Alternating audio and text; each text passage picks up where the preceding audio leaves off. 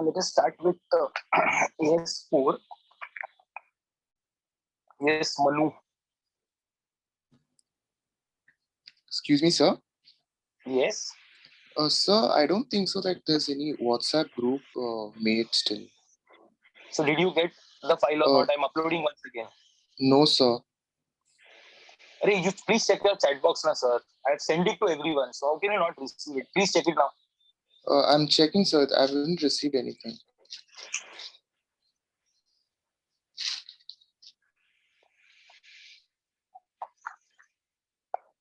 I have uploaded from me to everyone. So when I do from me to everyone, it goes to all. Please check in your chat box.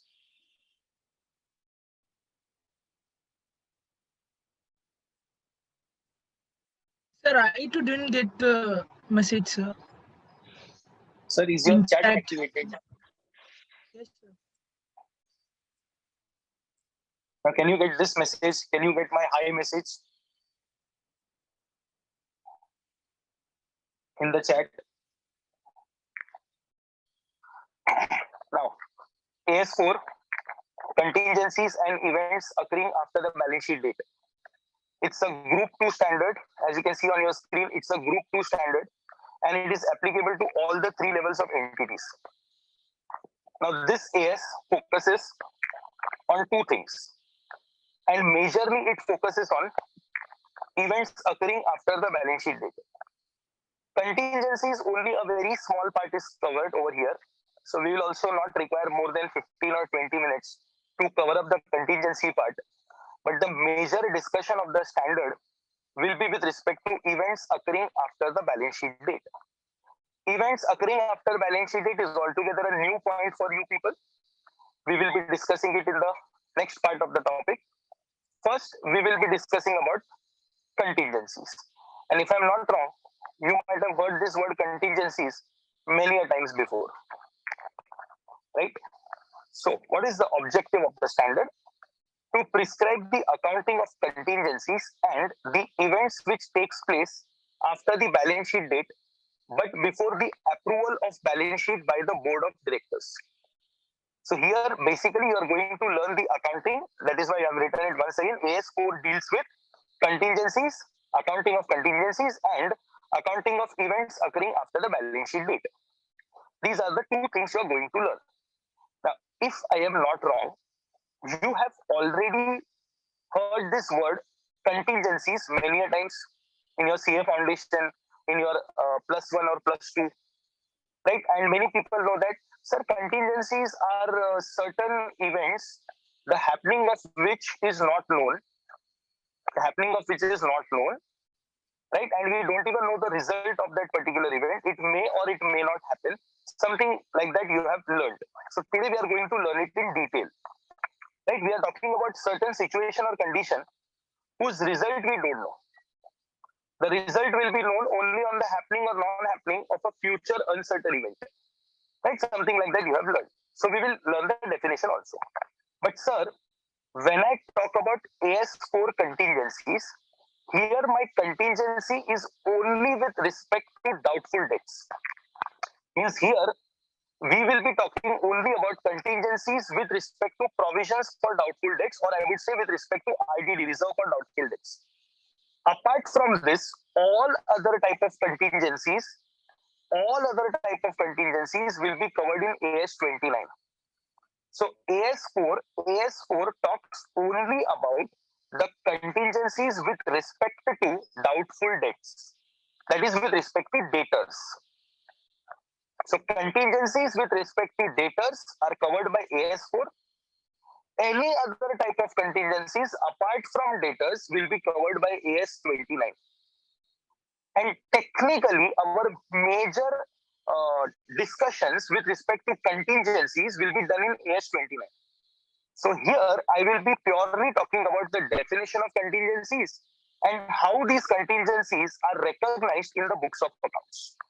So even if you see in my notes, I have again written it over here. AS4 covers only contingent losses with respect to doubtful debts. That is, whether to recognize a provision for doubtful debts or not. All other contingencies are covered by AS 29. So say for example, if a particular person has filed a case against us for defamation. Now can I say if a case is filed against us, that filing of a case is a contingent event? Because you don't know what will be the end result. It may be favorable for you or it may be unfavorable. Now, is it got something to do with your debtors? No, sir. It is because of defamation that will be covered by AS 29. But on the other hand, if you have filed a suit against your debtors for recovery of money from your debtors, can I say it is again a contingency? But this time the contingency is with respect to the debtors,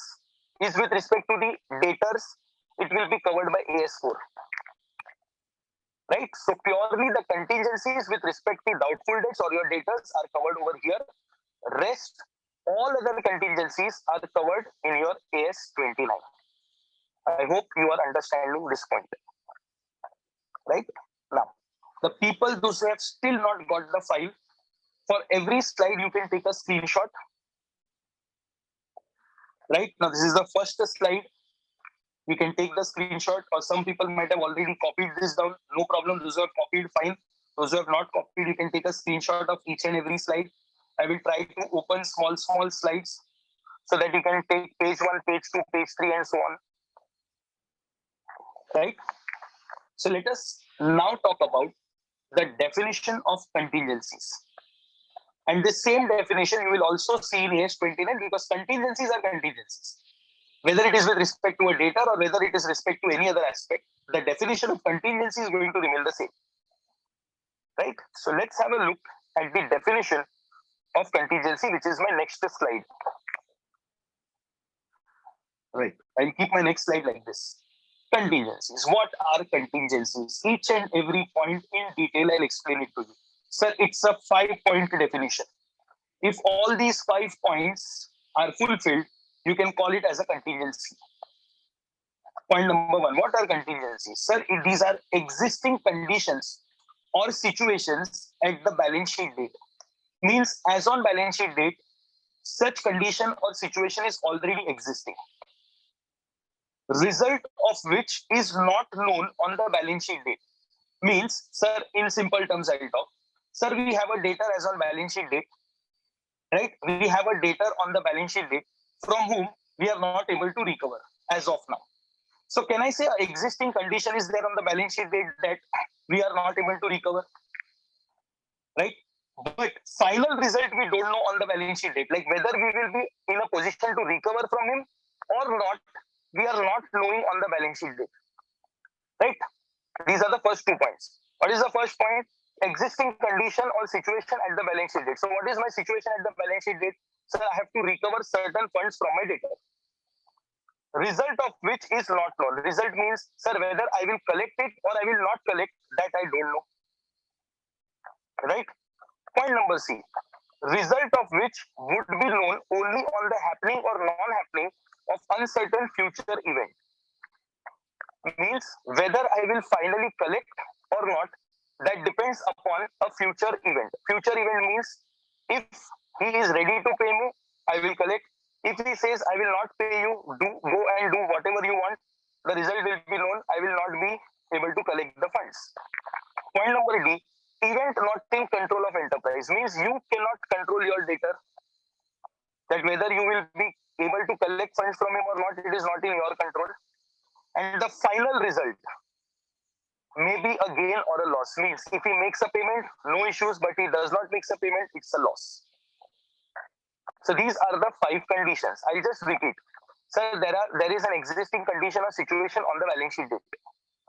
Result of which is not known on the balance sheet date. Result will be known only on the happening or non-happening of a future uncertain event. The future event is not in the control of the enterprise. And finally, the result may be a gain or a loss.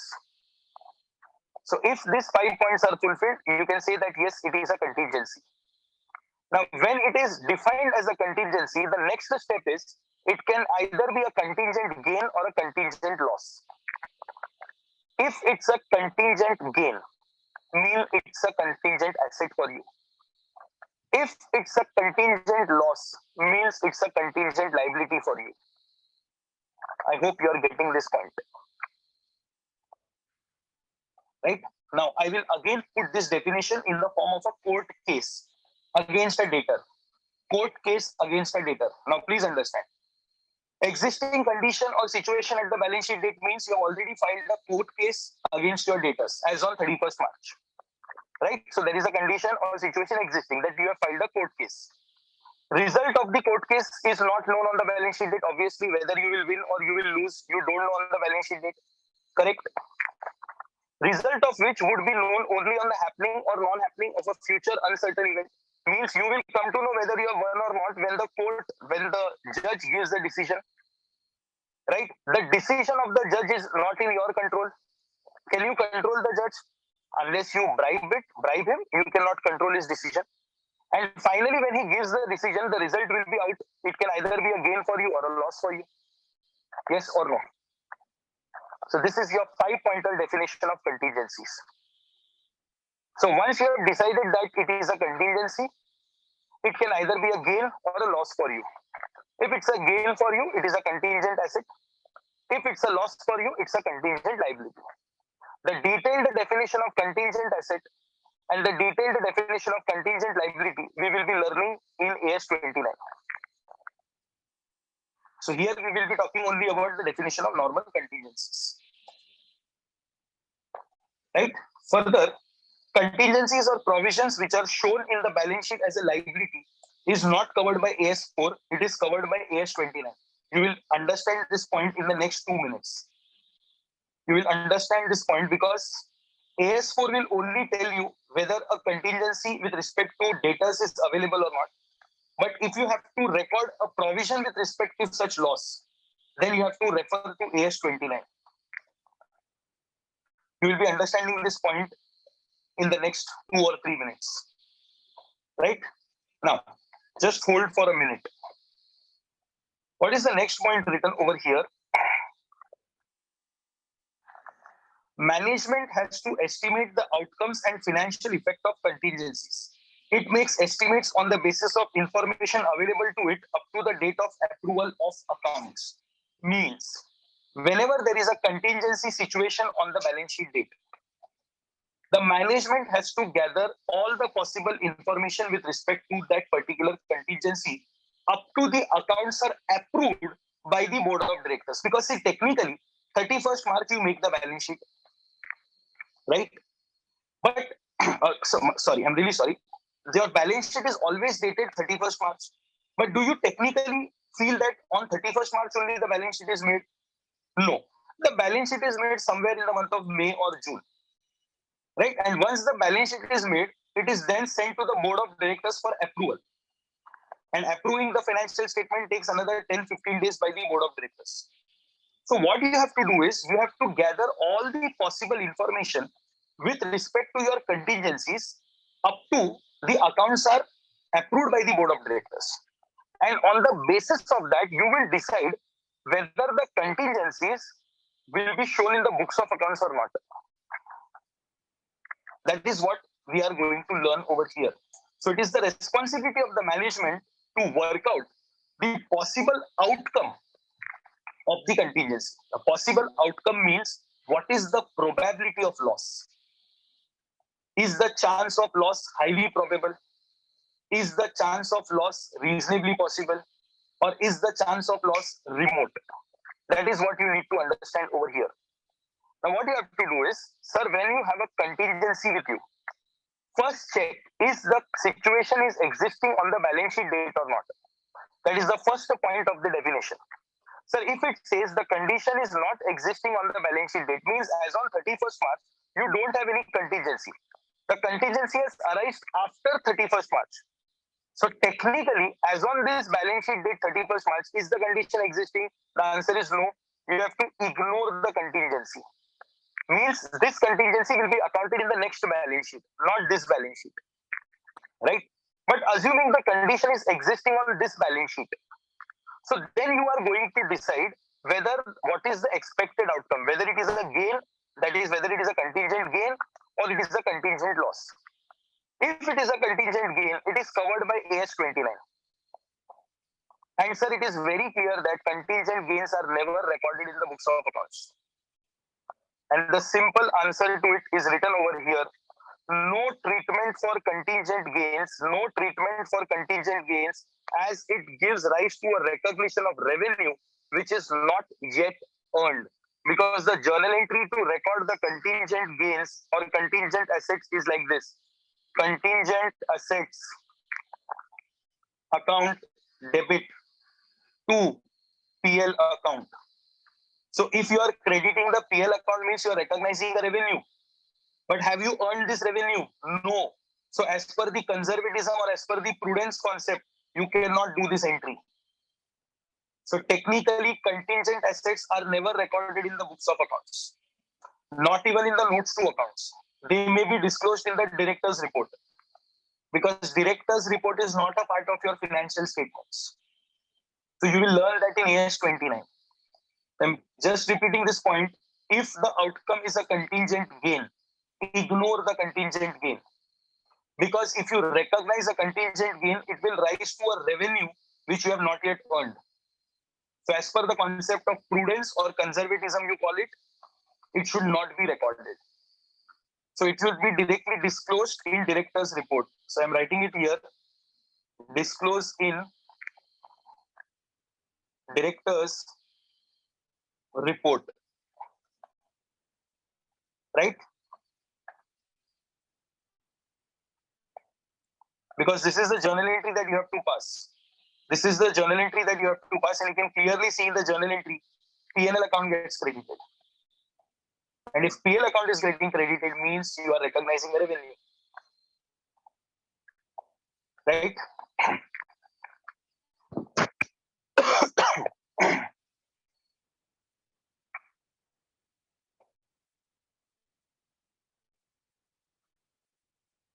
Now, if the expected outcome is a loss, now we decided if the expected outcome is a gain, that is your contingent gains, what has to be done, we have already decided. But sir, if your expected outcome is a loss, if it is a loss, then you have to find out what is the probability of that loss. Means what is the percentage or what is the chances of happening of that loss. And this information you have to gather up to the approval of accounts. So whatever is your observation, on that basis you will decide whether it is a probable loss, or it is reasonably possible loss, or it is a remote loss. Because on the basis of your observation, accounting treatment depends. Means, say as on 31st March, a court case is already filed against the debtor. Case is going on. Correct? Your accounts are, say, approved on 31st May. Accounts are approved on 31st May. So technically, you have time till 30th of May to gather all the possible information and the court proceedings, the results of the court proceedings up to 30th of May. Right? So April, some court hearings took place. May, some court hearings took place. And when you discussed it with your lawyer as on 30th of May, lawyer says that we will definitely win the case. Debtor has to pay the money for sure. The chances of winning is very high. So can I say the chance of a loss over here is remote? Chance of a loss is remote. So in such case, you have to ignore the contingency. Contingency should not be recorded itself. Ignore the contingency.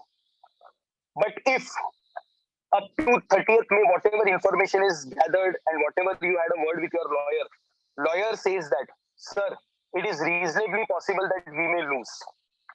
Means there is a chance we may win also. Means 50-50, 60-40, means 60% we will win, 40% we will lose, or 50-50 chance. Then, sir, it is a pure contingent liability. Or I can say it is a pure contingent loss. So in such case, when the probability of loss is reasonably possible, disclosure to be given in notes to accounts. Disclosure to be given in the notes to accounts in form of a contingent loss. correct? But if the informations gathered up to 30th May, because 31st May you are going to approve, but the information gathered up to 30th May, the lawyer says that, sir, you are going to lose the case. The debtor will win the case and he will not make a payment to you. Definitely is going to win the case because his position is strong in the court of law. Now, can I say the loss is very much probable? Means you are definitely going to lose. So if the loss is probable, means it is no more a contingency now. It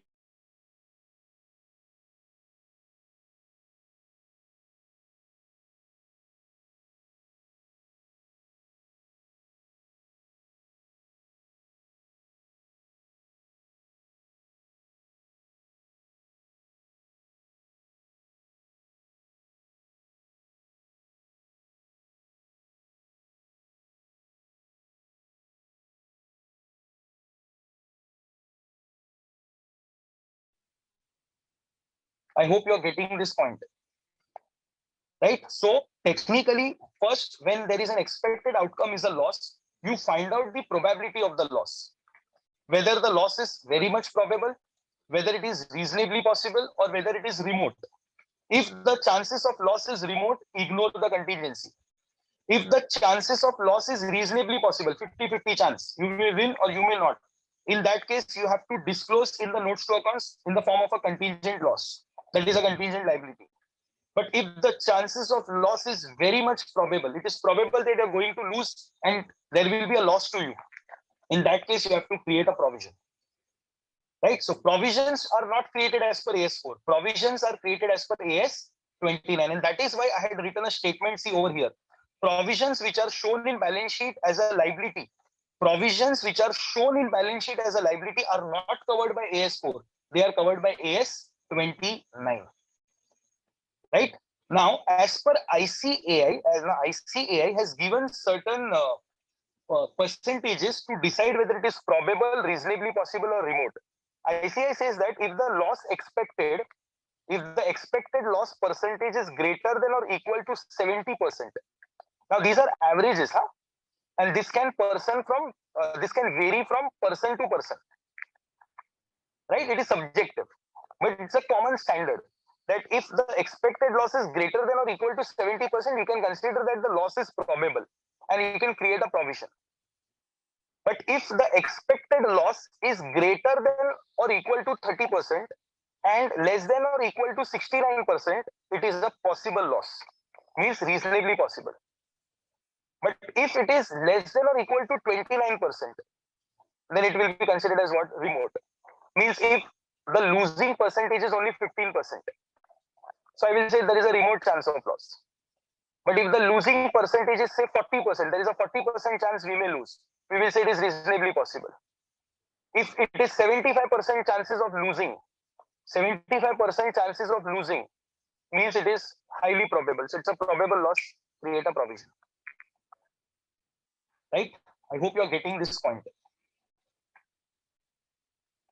We cannot close the books of accounts in May, brother. We have to close the books of accounts in as on 31st March only. But technically, can you close your books on that day itself? No. So it takes time. It takes 2 or 3 months. So during that period also, you have the time to collect information with respect to your contingency.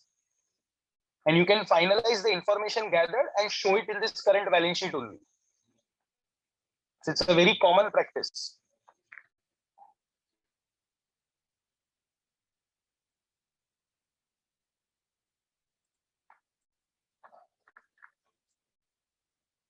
Now I'll just show up these screens once again for the people those who have still not got the copy of the notes. I think first screen was this, right? Second screen we are showing till here. This is the second screen. This is the second screen. Now this is the third screen. Now third screen, you please take it till here, till point number 2. Third screen.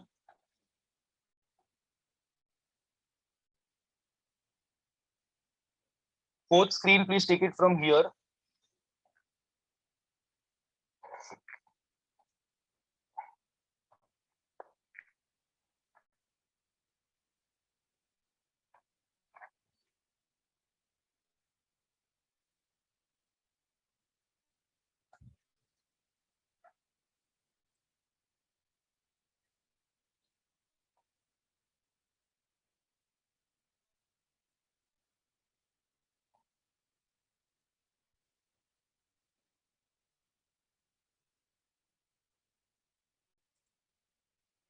Yes, Ritika.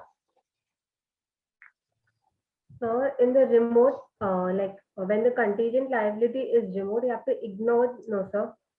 Yes. I didn't understand the word remote, sir. Like you're, Remote means the chances of occurrence is not possible. it's not possible. That is called as remote. We say that you are in a remote location. Remote location means what? You are in a very far away location. So here also we say there is a very, you understand Hindi? Yeah. हम लोग हाँ, बोलते हैं ना दूर दूर तक chance नहीं है, अच्छा. So if दूर दूर अगर तक पॉसिबल नहीं है कि वी विल अगर लूज. अगर दूर दूर तक चांस नहीं तो ये मतलब प्रॉफिट ही हो गया. Not profit exactly. We cannot say it is a profit because it is with respect to a debtor. Profit as in, yes, you are going to collect, but it is not a profit. It's not a gain for you. See, with respect to doubtful debts, there will always be a contingent loss. There cannot be a contingent gain because anyhow you have recorded the debtor in the books of accounts. Right? So there is a chance of loss if he doesn't make the payment. If he makes the payment, well, fine. There is no gain in it.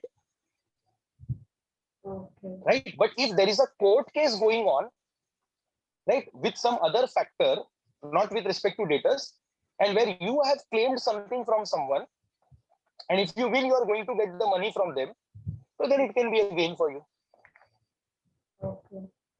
Right? But with respect to debtors, if he pays, no problem. Anyhow, the amount is shown as an asset in the books. But if he does not pay, it will be a loss. Thank you, sir. Right. Yes, Aditya. Yes, sir.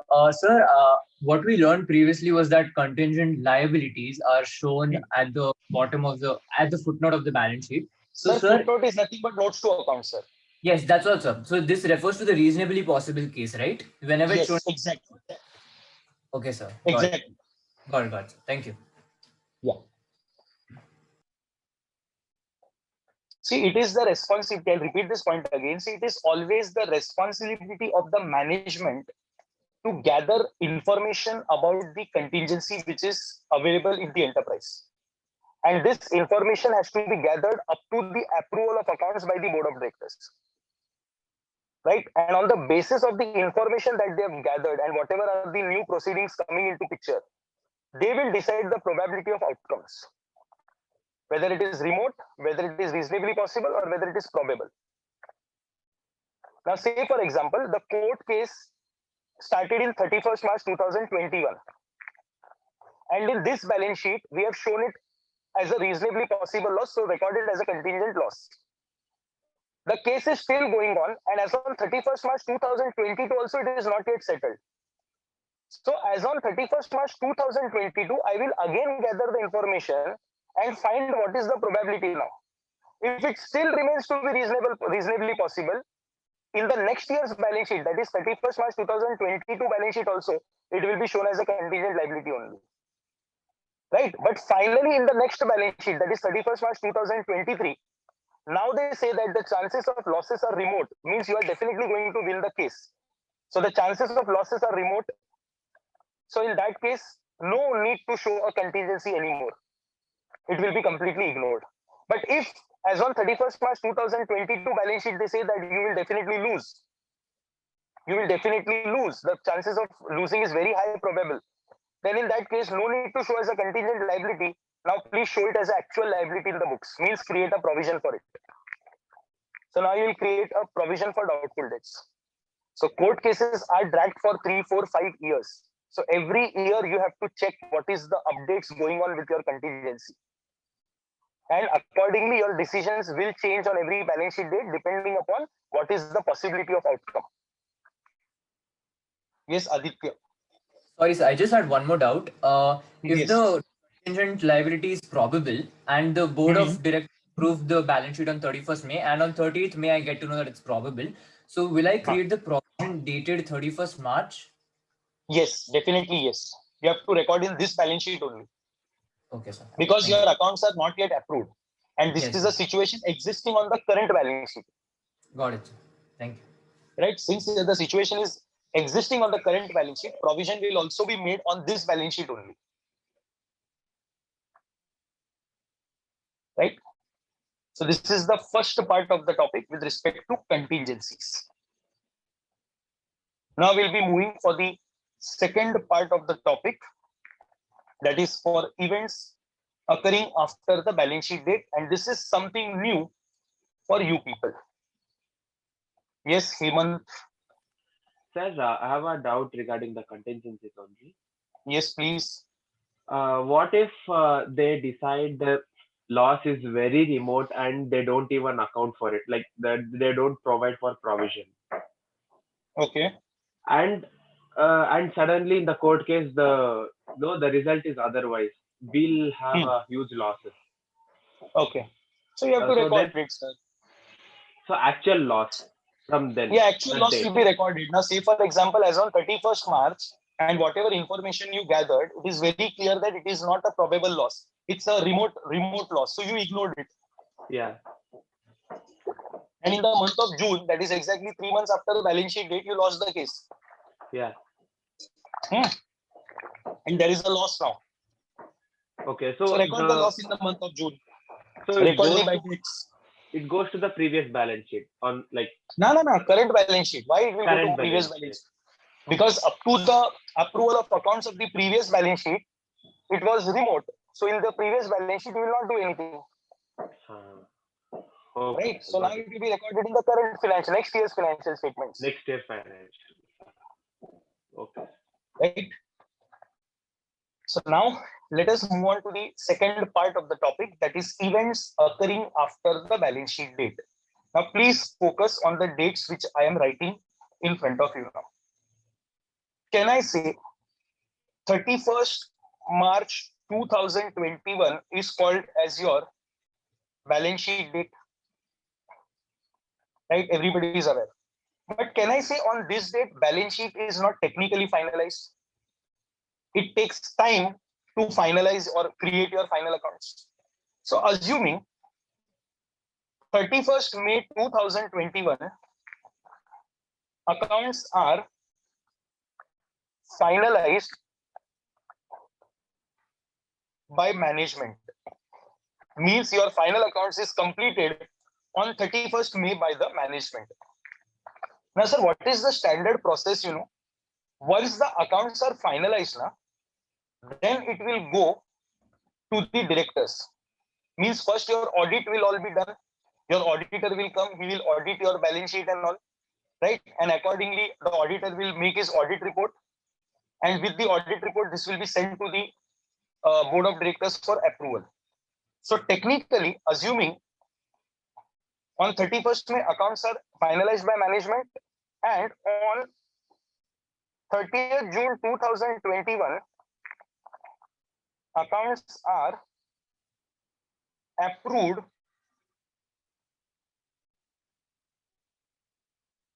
by the board of directors. Right? Now, once I'm really sorry, my mistake. Once the accounts are approved by the board of directors, then we send it for the audit purpose. It has to be first approved by the board of directors, and then the stat auditor or your tax auditor comes in and he goes with your audits, and then he will raise his opinions and queries with respect to your accounts. Before that, your internal auditor will do all the things, because the internal auditor is a separate person and external auditor is a separate person. So internal auditor will complete his job when the accounts are finalized. Now, please understand, can I say there is a gap between the balance sheet date and the balance sheet approved by the board of directors? Can I say technically 3 months time? Now, sir, in this 3 months time phase, some events can happen during these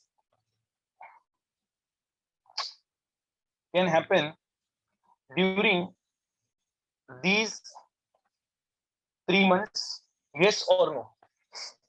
Right? Technically, these events are called as events occurring after the balance sheet date. So events that occur during this period are known as events occurring after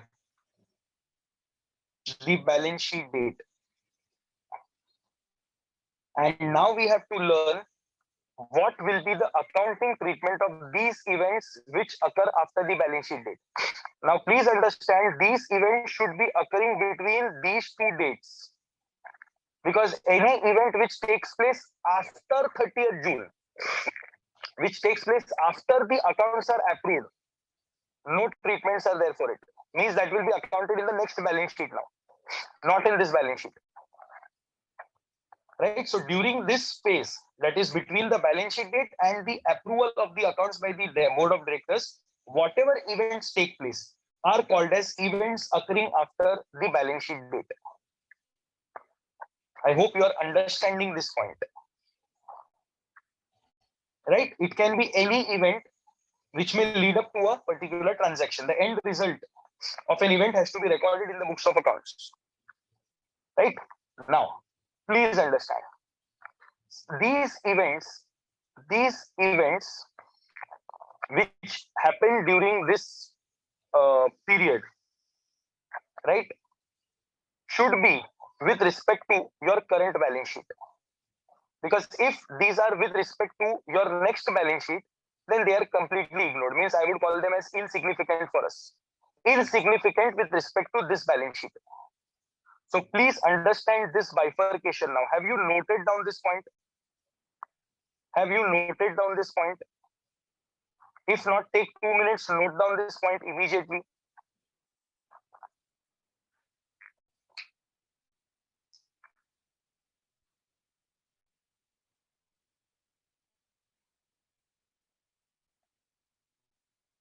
Bhai, where tax audit is coming? Did I talk anything about tax audit? Why people are assuming something from their end? Sir, on this 31st May, management has completed their work of finalizing the accounts. Final accounts is prepared. Trading account, profit and loss account, balance sheet is ready. Once it is ready, it is sent to the board of directors for approval. And once the board of directors approves the financial statement, then the auditor will come and do his job. So now we have got nothing to do with audit. So please keep audits aside. You just focus on these dates. That is what is important for us. Because any events happening between these two dates are called as events occurring after the balance sheet date.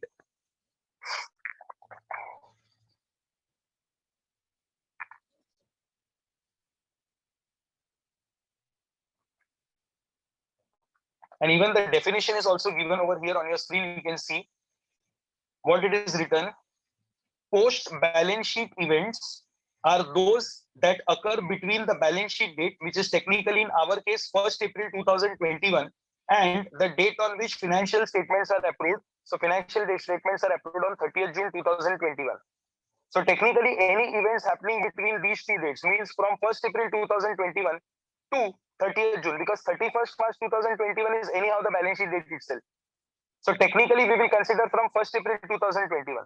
So from 1st April 2021 up to 30th June 2021, whatever events takes place between these two dates are called as events occurring after the balance sheet date.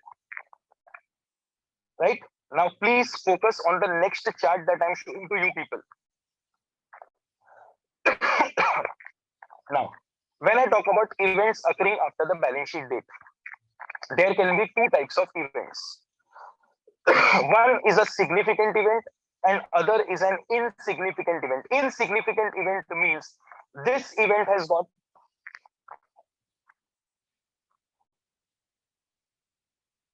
just a minute.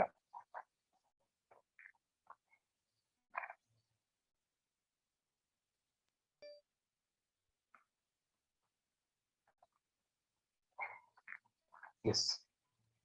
So if the events occurring after the balance sheet date can be significant or can be insignificant. Insignificant means this is in nowhere relation to your current balance sheet. It is nowhere in relation to your current balance sheet. Hence, it will be completely ignored. Right? It has got nothing to do with your balance sheet as on 31st March 21. That is why it is insignificant for us. So that will be completely ignored. right? Leave it, insignificant for us. But when I say significant event means it has got some relation, to your existing balance sheet, that is 31st March 2021. So if it is significant for you, further you have to decide whether they are adjusting events or they are non-adjusting events. Now please understand what is adjusting event and what is non-adjusting event. Sir, when I say it is an adjusting event means you have to record this event in the books of accounts by adjusting the assets or liabilities as on 31st March. Means some event might have taken place on say 15th May, but it is impacting your current balance sheet. So even if the event took place on 15th May, you will make the adjustments of assets and liabilities as on 31st March 2021. You will not take it in the next balance sheet. You will show it immediately right now in this balance sheet only for true and fair view purpose. Because the event that took place is having a relation to this balance sheet. So what they say, adjusting events, that is, they will require adjustment of assets or liabilities in the current balance sheet. You will not take it to the next balance sheet.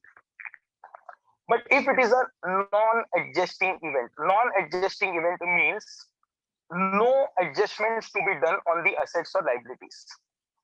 Only a disclosure will be required. Only a disclosure will be required, and where the disclosure will be given, sir, in the director's report, not in the notes to accounts.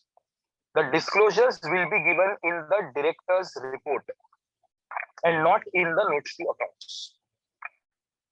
Right? So, if any events occur after the balance sheet date, they can be significant events or insignificant events. If they are insignificant events, ignore. If they are significant events, make further classification. They can be adjusting event or non-adjusting event. If they are adjusting events, means you have to adjust the assets or liabilities as on this current balance sheet only. If they are non-adjusting events, so only a disclosure in the director's report will be more than sufficient. Right? But the biggest question that is arising in your mind is, sir, how to decide whether this is adjusting or non-adjusting. Right? So, sir, it is very simple. For adjusting event, we have two conditions to be satisfied. If these two conditions are simultaneously satisfied, you can say that it's an adjusting event. But if the conditions do not get satisfied, automatically it is called as a non-adjusting event. Now, please try to understand the conditions very, very carefully. Right? Please understand the conditions very carefully. Condition number one. A situation or a condition is existing on the balance sheet date. A situation or a condition is existing on the balance sheet date. Means something is going on as on the balance sheet date. Some situation is arised as on balance sheet date. Right? And the event, second condition, the event occurring after the balance sheet date, gives additional information or evidence about the condition existing on the balance sheet date. Means the event which is taking place after balance sheet date gives you some conclusive evidence about the condition which is existing on the balance sheet date, so that you can make necessary adjustments. I'll explain you with an example so the conditions will be ekdam clear. Please understand. Sir, as on 31st March, we have a debtor with 1 lakh rupees outstanding balance. But from somewhere, we have come to know that the financial position of the debtor is very weak. The chances of recovery from the debtor is very less. Right? So as on 31st March, there is a probability that, or there is a situation arising that we may not recover the amount from the debtor. Right?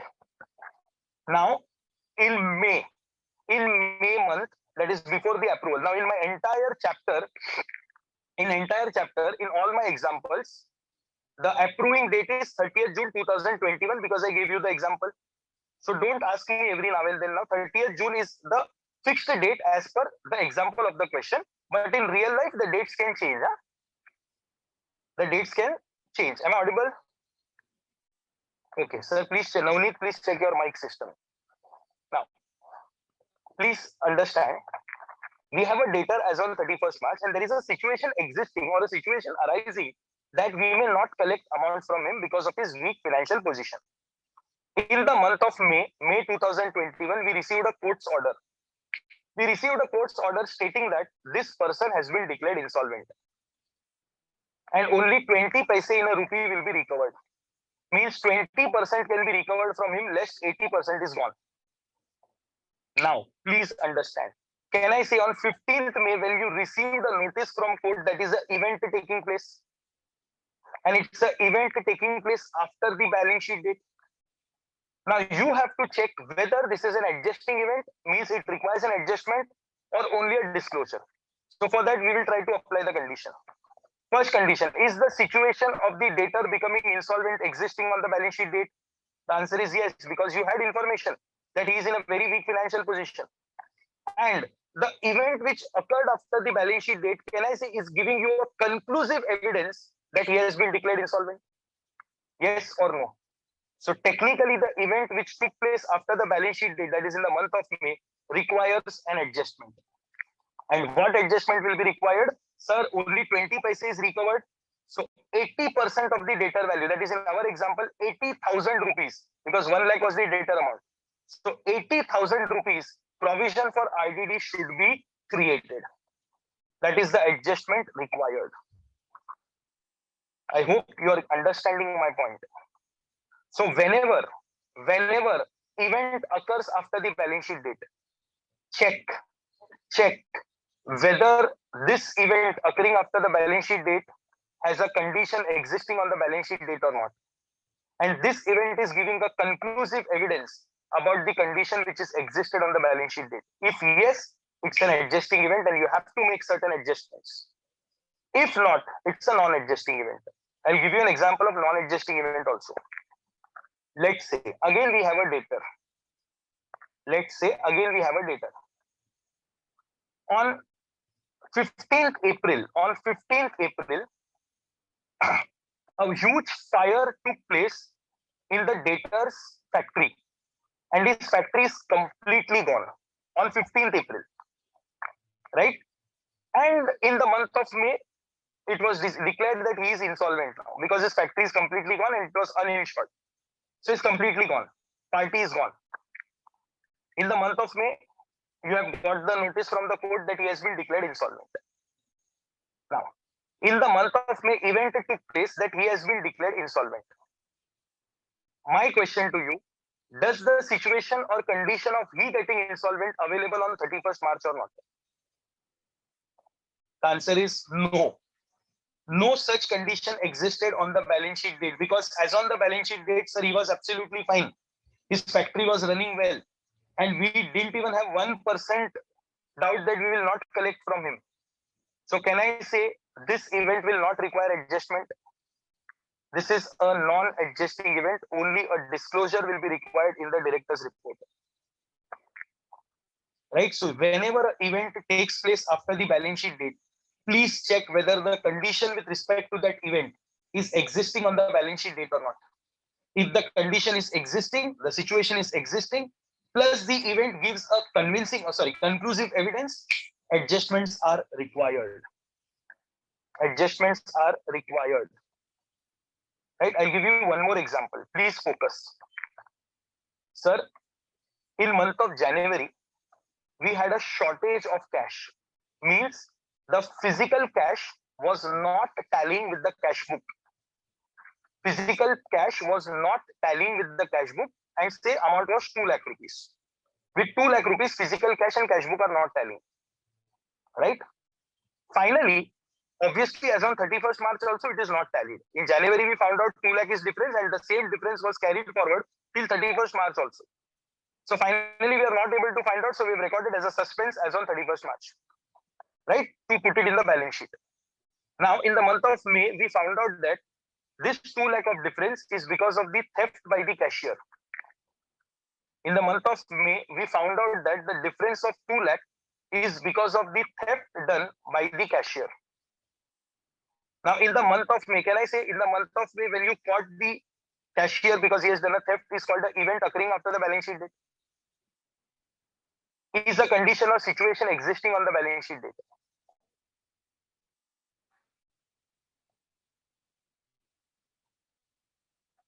Is the condition or situation, am I audible or not? Ritika, please check your speaker. Audible?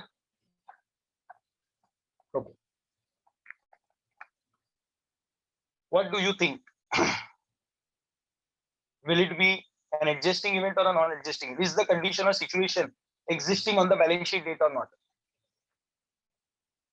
Somebody says no, somebody says yes. Non-adjusting, non-adjusting, somebody says adjusting event, no, not adjusting. Now, please understand, it is an adjusting event. Now, please understand, sir, the condition is existing on the balance sheet date. And what is the condition? Cash balance do not tally. And why it is not telling? You got the conclusive evidence in the month of May. 2 lakh rupees was not telling because of the theft taken place. So the conclusive evidence you are getting it in the month of May, which in the form of an event occurring after balance sheet date. So technically, this is an adjusting event. And the condition that the cash balance is not tallying with the physical cash balance is existing on the balance sheet date. Right? So this is called as an event occurring after the balance sheet date and requiring an adjustment. So what adjustment will be done? Sir, point number 1, your cash balance will be reduced. And point number 2, second effect, loss by theft will be recorded in the P&L account as an extraordinary item because it is loss by theft. Right? So this adjustment will be shown as on 31st March only. No need to record it in the next balance sheet. Show it in this current balance sheet only because it's a significant event and it requires an adjustment. I hope you are understanding the logic behind adjusting and non-adjusting events. So simple, it is very simple. Don't make it complicated at all. It is very simple. See, if an event takes place after the balance sheet date, just cross-check whether the event gives a conclusive evidence about the situation existing on the balance sheet date or not. If it is giving a conclusive evidence about the situation existing on balance sheet date, it's an adjusting event.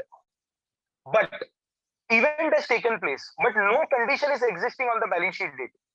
Then, sir, no adjustments are required. Only a disclosure is more than sufficient. Right? Now, sometimes it may happen like this also. Condition is or situation is existing on the balance sheet date, but event only did not take place. So, not to worry, AS4 is not applicable only. Right? Event did not take place. So, there is no event occurring after balance sheet date. Right? Now, it may happen like this also. A situation is existing on the balance sheet date. Event also took place, but event took place after the approval of accounts. Means after 30th of June, event took place. So will that become an adjusting event? The answer is no, because my condition does not get satisfied. My condition is what? The event should take place after the balance sheet date, but before approval of accounts. But if the event takes place after the approval of accounts, then it can never be considered as an adjusting event. Only a disclosure can be given if it is material, and disclosure will be given in the director's report. You can just have a look over here. Yes. Sir, so in the previous example which just you mentioned, the event means after finalizing the accounts on the balance sheet date, after then the cashier had taken money. Sir, the theft took place in January only, sir. You found out in the month of May. No, I'm asking on the like 31st March, accounts already finalized, and after that, the cashier took. Sir, then no condition is existing on the balance sheet date, because as on balance sheet date, the cash is tallied, na, sir. So what about the money then? Then it is non-adjusting event. Only a disclosure will be given. Okay. Because event took place after the balance sheet date, Yeah. but condition is not existing on the balance sheet date. So it is what? A non-adjusting event. So you should give only what the what do you say? A disclosure is more than enough. Okay. Right? See, I've written this point over here to all events occurring after approval of accounts. Means in our case, 30th June, accounts are approved. So any event which takes place after 30th June, what should be done for that? They say events occurring after balance sheet date and even after approval by the boards. Such events should be disclosed in director's report if material. But if they're immaterial, it will be ignored. So I've given an example. On 2nd July 2021, on 2nd July 2021, events occur. Disclosed in the director's report if material, or else it will be ignored. Right? Even if it is requiring an adjustment, adjustment cannot be done because my condition of adjusting event does not get satisfied. Adjustments will be done only if the event is occurring after balance sheet date, but before approval, and it has got a situation existing on the balance sheet date. Right? So it's like a contingency existing on balance sheet date. Some events which is a conclusive evidence of contingency occurs after balance sheet date. In that case, it is an adjusting event. Not 100% correct, but for understanding, yes.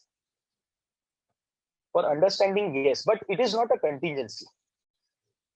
Just for the sake of understanding, you are correct, but you are not technically correct.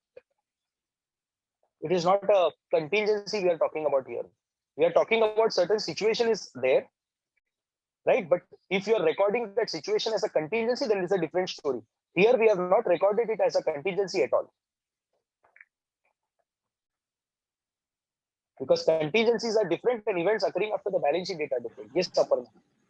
Sir, so the contingencies that we read, I mean, AS4 governs only those contingencies with respect to provision for bad and doubtful debts. That has nothing to do with this events happening after balance sheet, right?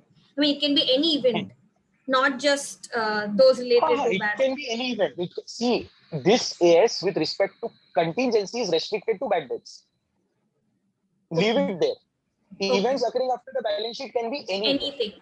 Okay. Exactly. It can be any event. Now see, insignificant events means what? There is a loss by fire where only 1,000 rupees of goods are lost. So technically insignificant, ignore. Right? A debtor of rupees 5,000 is become insolvent on 10th April. So 10,000 is immaterial for user. So ignore it. Try to show it in this balance sheet. Record it in the next year only. See, please try to understand why this AS is made. Sir, please understand the modus operandi behind this AS. Now, say I am an investor, right? I am an investor and I want to invest in this company, correct? And this company up to 31st March has shown super profits. And on that basis, I am ready to invest. But can I say if technically something goes wrong of the company in the month of April, May, before the finalization of accounts, and if they don't show it in this account, they will show it in next year. Can I say they are not giving a true and fair view of the financial statements? And as an investor, I am gone because as on 31st March, I saw the company is doing superb and I invested my money. And something happened in May or June, which they did not tell me at all. Because this, they are going to show it in the next balance sheet. So technically my investment is lost, right? Yes or no? So only to achieve the true and fair view, this accounting standard is made. Means if any significant event takes place before the approval of accounts, please show it in the current balance sheet only so that the investor is aware about what is happening in the enterprise. Because if you don't show it in the current balance sheet and show it in the next balance sheet, means you are technically not showing the significant items now. You are postponing it for 1 year. So technically the investor will be fooled around. Right? The users will not be given a correct picture. So that is the only reason why this AS is requiring adjustments to be done for adjusting events. And adjusting events are heavily significant, so adjustments are required. But if they don't require an adjustment, only a disclosure should be given. Right? I hope you're understanding this point.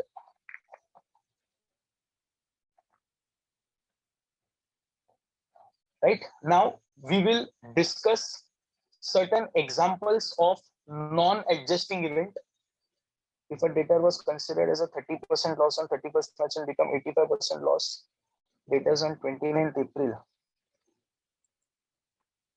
will it be considered as on 29th April, will it be non-adjusting because he was considered only 30%? Now see, sir, whether the condition of now this will be considered as an adjusting event only, because anyhow there was some amount which was not able to be collected, and now the balance amount is also not able to be collected, so you can adjust and you can show the provision for 85% loss in the books. It will be considered as an adjusting event for your example. Now you go for certain examples of non-adjusting events. Now why I am doing this example? Now why I am doing this example, the only reason is these 6 examples can be asked in the form of a situation in exam. A question can be raised and they will ask you whether this is an adjusting event or a non-adjusting event. So what are these 6 situations which are called as non-adjusting event? First situation. Sir, any major business combinations take place after the balance sheet date. Means event of amalgamation takes place or event of merger takes place. So sir, if certain things takes place after the balance sheet date, these are purely non-adjusting event. Now some person will say, sir, even if the amalgamation took place in the month of May, sir, the talkings of amalgamations or the process of amalgamation might have been started from 6 or 8 months back. So as on 31st March, the condition of amalgamation is existing. So how can this be a non-adjusting event? This has to be an adjusting event. Fine. What adjustment shall I do? What asset or liability should I adjust as on 31st March? You will not have an answer for this, because technically the assets and liabilities are adjusted when the amalgamation actually takes place. So as on 31st March, no adjustments are required. That is why it is considered as a non-adjusting event. So amalgamations, mergers, and see, please try and understand, amalgamations and mergers don't happen in 2 or 3 or 4 days. It takes years of planning, years of negotiations, then the amalgamation actually takes place. So technically, as on balance sheet date, the condition is existing, but the point is no adjustments are required. That is why it is considered as what? A non-adjusting event. B point is discontinuance of an operation. Sir, you will learn about discontinuance of operation in AS 24. And sir, in AS 24, it is clearly shown that when you are closing down a certain operation of your business, now say for example, I have 4 areas of operation. I am closing down 1 operation and rest 3 I am continuing. So the 4th operation that I am closing down is called as the discontinuing operation. And as per AS 24, only disclosures are required as on the balance sheet date, because the adjustment to assets and liabilities will be done when the actual assets will be sold and liabilities will be settled. So technically it is a non-adjusting event, because as on 31st March, no assets or liabilities will be adjusted. Only disclosures will be given, that too as per AS 24. Right? So technically, if you decided to discontinue an operation in the month of May, right, you decided that this will be discontinued. So as on 31st March, only disclosures will be given. No requirement of making any adjustments in the books of accounts. So it's purely a non-adjusting event. Point number C is very important. Point number C is very important. What it says, major distraction by fire, major distraction or destruction by fire in plant after balance sheet date, but it is not affecting solvency. Means please understand this with an example. Sir, as on 31st March, everything was fine. On 15th April, entire factory was burnt by fire. Complete loss, full damage. Right? 10 crore factory is gone. Right? But sir, it is 90% insured.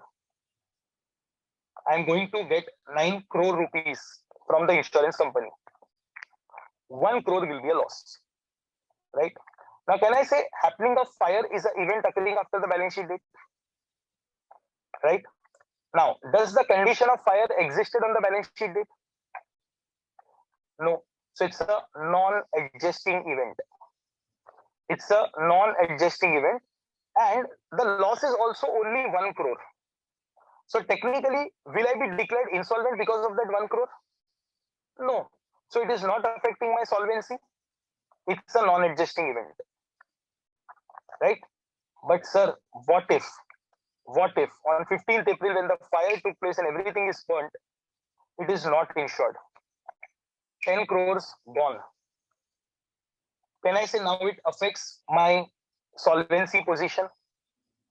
And there is a chance that my going concern assumption may fail, right? Now, will this require an adjustment, or still it is a non-adjusting event? I know the condition is not existing on the balance sheet date. The condition of fire is not existing on the balance sheet date. But sir, here you have to understand, because of this event, my solvency is affected. Means my going concern is at stake.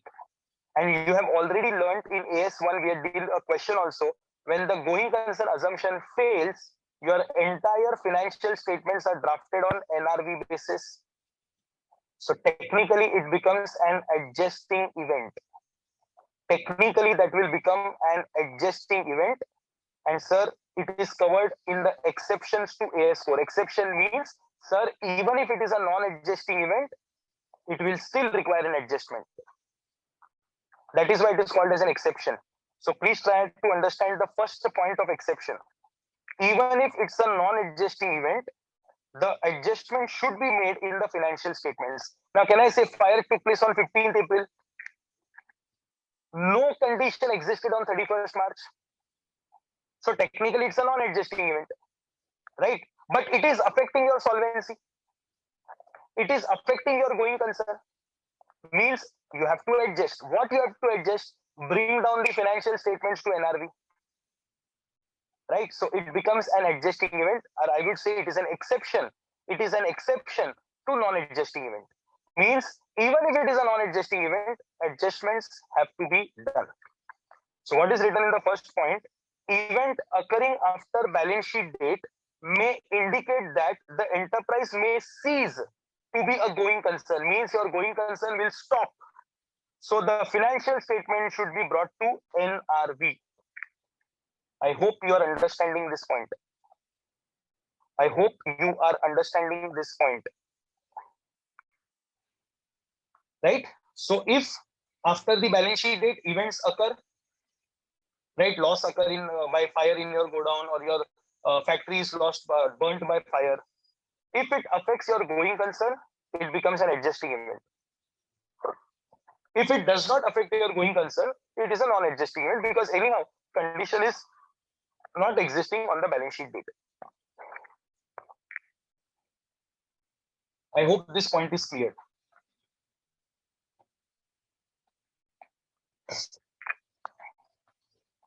Right? Next point, major restructuring. Major restructuring means, I think I have fine, I'll talk about it again. Major restructuring means restructuring the business. That is shifting the locations of your business. Means first you were doing, say for example, business in Bangalore. Now you decided to shift your business from Bangalore to Hyderabad. That is called as restructuring. You change your management. Your board of directors are changed. Management is changed. Right? This is called as restructuring. So if restructuring are decided, it is always a non-adjusting event, because as on 31st March, no adjustments are required. Only disclosure will be more than enough that we have decided to restructure our enterprise. Because technically, whatever assets or liabilities you are selling or settling because of restructuring will be done when the actual restructuring starts. So you decided in the month of May that we are doing restructuring, and you started the proceedings in the month of August. So technically, all the assets and liabilities with respect to that restructuring will be adjusted from August. As on 31st March, no adjustment is required. Just give a note that we are doing restructuring of our organization, that we are shifting from Bangalore to Hyderabad. That's it. Only a disclosure will be more than enough. Foreign exchange fluctuations. So in short, we call it as Forex. Foreign exchange fluctuations. Now, everybody, I think, is aware that the exchange rate keeps on changing on a daily basis, right? So In AS11, you will learn in detail about how to recognize the foreign exchange transactions. In AS11, you will learn it in detail. But I would just simply say that whatever is the exchange fluctuations up to 31st March, we show it in the books of accounts. After 31st March, if any exchange fluctuation takes place, major exchange fluctuation takes place, only disclosure will be more than sufficient. No need to adjust anything. Because AS11 has clearly stated that up to 31st March, whatever is the exchange fluctuation, you record. After 31st March, that is in the month of April or May, before approving of accounts, any foreign exchange fluctuation takes place, just give a disclosure in the director's report. No need to adjust anything in the balance sheet. Hence, it is called as a non-adjusting event. And last point, commencing litigations means court cases. Starting court cases arising solely out of events that occur after the balance sheet date. So technically, no condition is existing on the balance sheet date because the events arise after balance sheet date, and because of that event has arisen, you have lost the court case. So technically, it has got nothing to do as on 31st March. Some event took place after balance sheet date, and because of that event, you have started a court case against that person. So technically, it is a non-adjusting event. Because up to 31st March, you were in no moods of filing a case. Right? And eventually, these litigations and all are recorded as a contingency. So it is purely a non-adjusting event, and no adjustments will be required in the books of accounts. So these are the 6 transactions or 6 events, I would say, where you will not require any adjustment. You will not require any adjustment. These are purely non-adjusting events. Right? And you have to remember these 6 points because questions have been raised on these points. They had already raised a question on amalgamation. They have already raised a question on point number C. On these 2 points, already questions have been raised. And they ask whether it is an adjusting event or not. So that is why you please remember these 6 points very well. Right?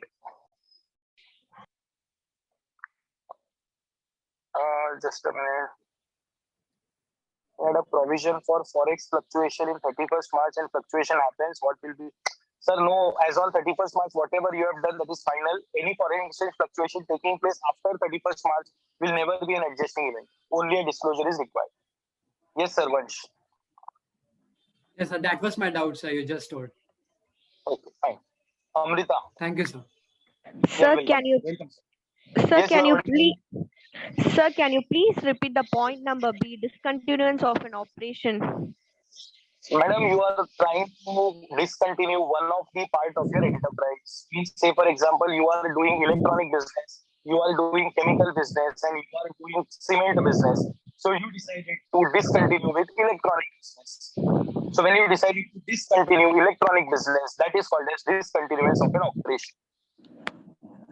Okay, sir. So only disclosure So is in that required. case, only disclosure is required. Yes, because the adjustment to assets and liabilities will be done actually when you sell off the assets and pay off the liabilities with respect to that operation. Thank you, sir. So as on balance sheet date, nothing is required.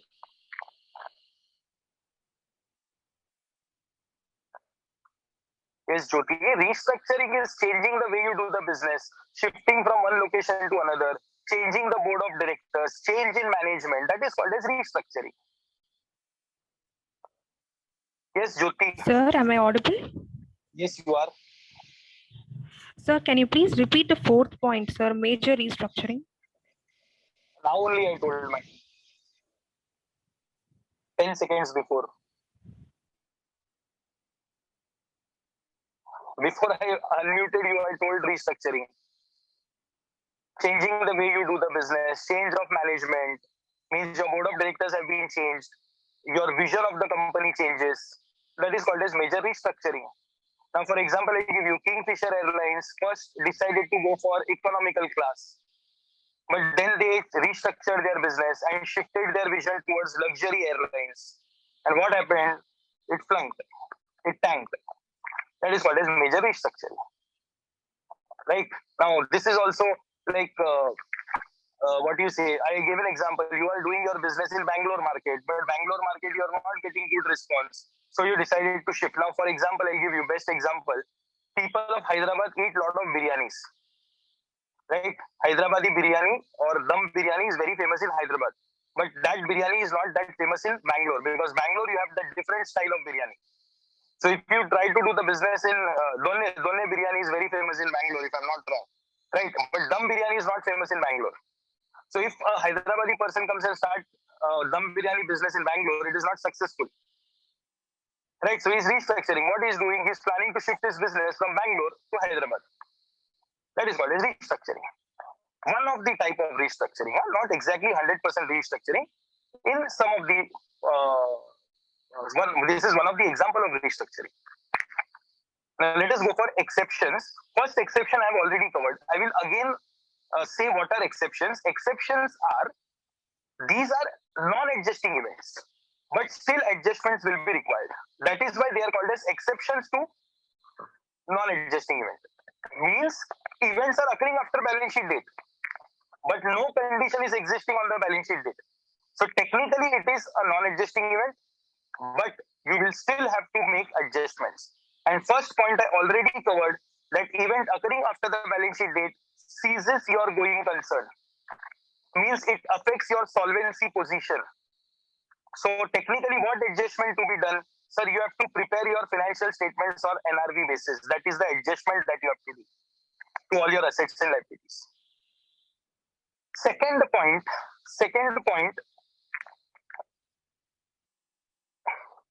now I already told, is this condition existing on balance sheet means also as existing on or before. Yes, it is on or before. Means, sir, if it is existing before balance sheet, means it is also existing on the balance sheet date now, sir. And if the condition existing before the balance sheet is already solved, then why will an event after balance sheet date take place? Apply common sense. Point number B. Point number B is changes in tax rates or laws after the balance sheet date having a significant effect on the current tax and the deferred taxes. Now, please, what are deferred taxes? Ignore for the time being, because we have AS22 where I'll be teaching you in detail what are deferred taxes. Right? Now, please understand with this example that I put over here. Assuming the tax rate is 30% for the year 2021. For this current financial year, the tax rate is 30%. Means whatever is your income, on that 30% income tax has to be done. So you have already created a provision for tax at the rate of 30% as on 31st March 2021. Right? Because whatever is your tax liability, you have to create a provision for tax. So as on 31st March, you have created the provision as per 30%. Now what happens if the tax rate is amended to 35% for 2021 in May 2021? Means Nirmala Sitharaman madam comes in the month of May and gives an announcement that the tax rate will now be 35% for the financial year 2021 and onwards. Now can I say event took place after the balance sheet date? That is in the month of May, tax rates are increased. It is an event occurring after balance sheet date. But is a condition existing on the balance sheet date?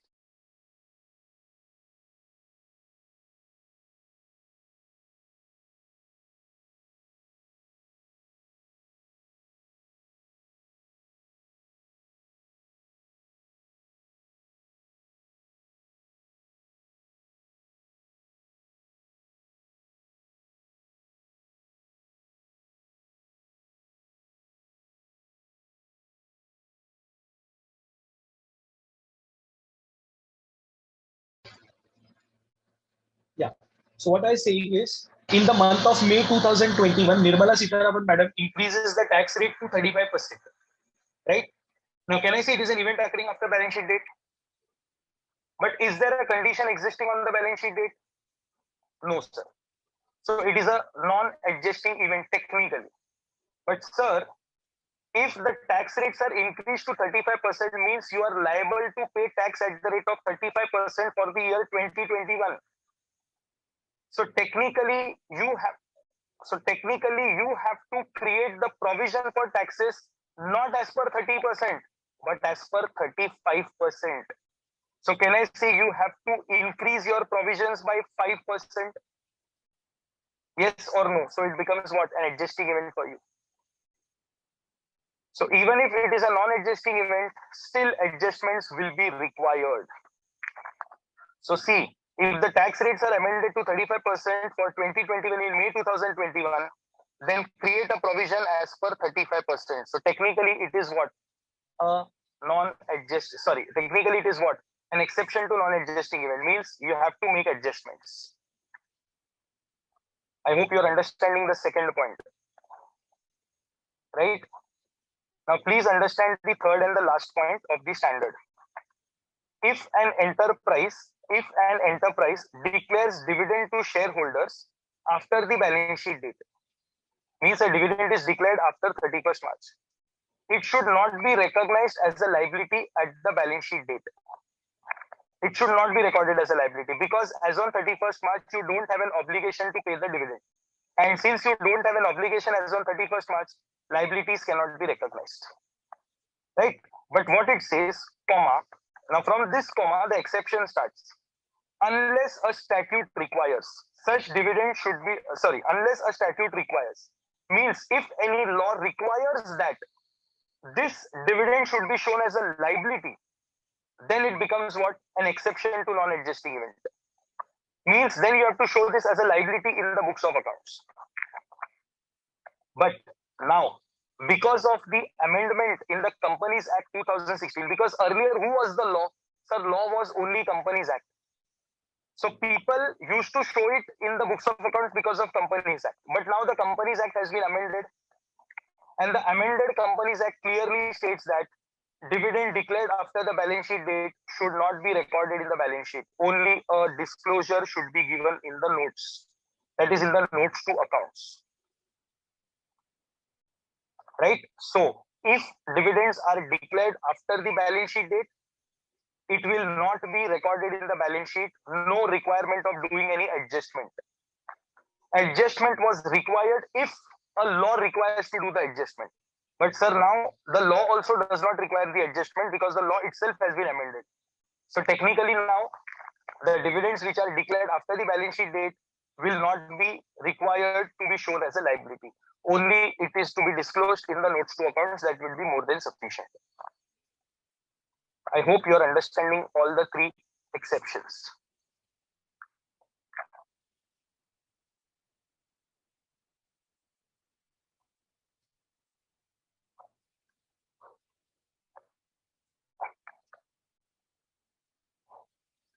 Yes, Vidhi.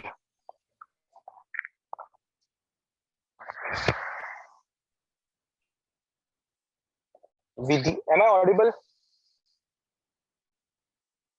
Vidhi, you are not audible.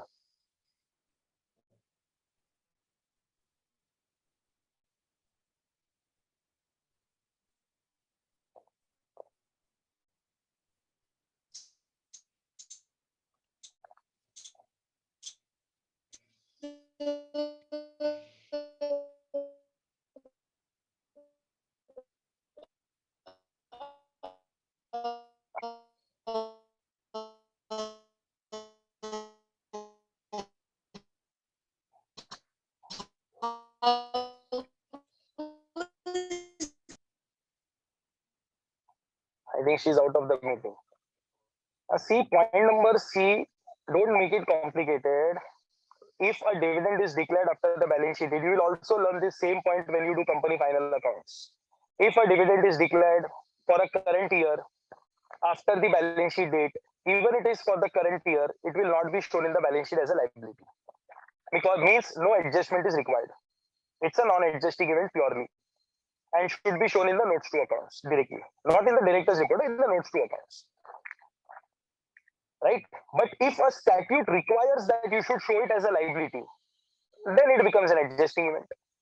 So earlier, who was the statute which was requiring? So it was Companies Act was requiring that it should be shown as a liability.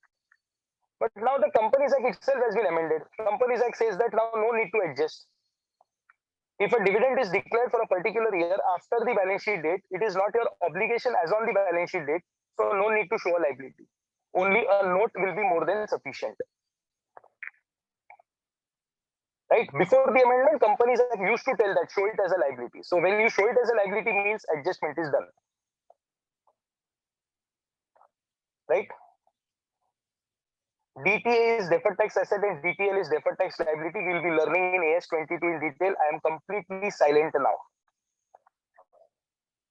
Right? So here we complete with this topic.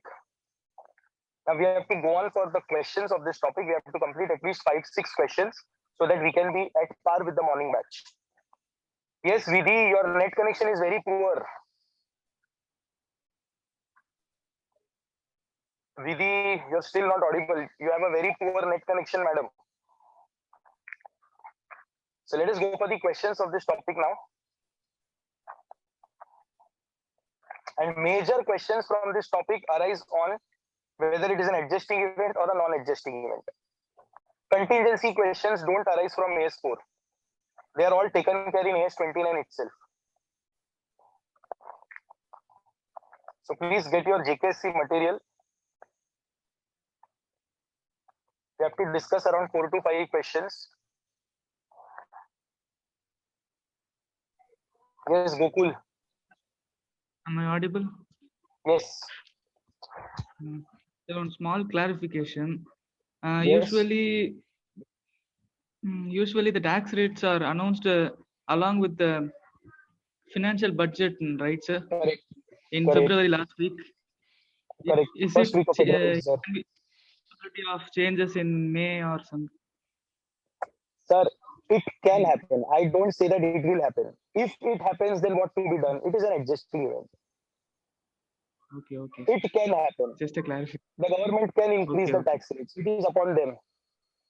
You cannot ask a question to the government, why are you raising the tax rates? You can go and fight in the Supreme Court. That is your authority. You can file a case against the tax department. How can you increase the tax rate by giving a retrospective effect? But again, in income tax, there are provisions. And if law is made, then you have to follow the law. Okay. People go into a lot of reality. Substance or form, they are considering a lot. Question number 1. Now, there are total 10 questions, I think, in this topic, and all the solutions for the 10 questions have been given in the material itself. So let us start. Question number 1. Which of the following event should be taken into account? Taken into account means which of the events should be adjusted while finalizing the accounts for the year ending 31st March. And the approval is done on 30th of September. Approval is done on 30th of September. So technically you have to decide, there are some 6 events taking place. So you have to decide which of these 6 events are adjusting and which are non-adjusting.